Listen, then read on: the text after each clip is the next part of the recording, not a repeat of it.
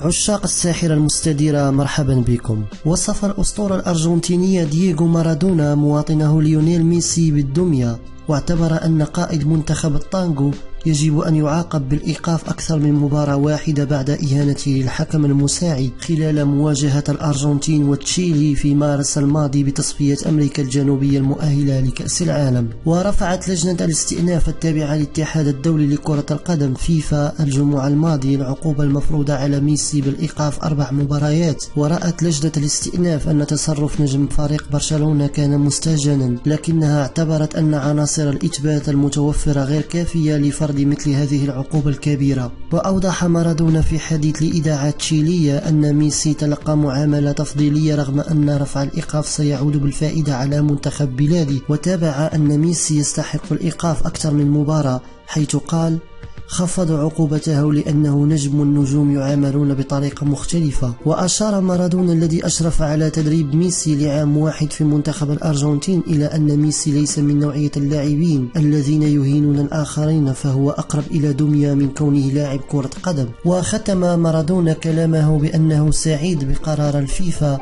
لأنه جيد لميسي ومنتخب الأرجنتين.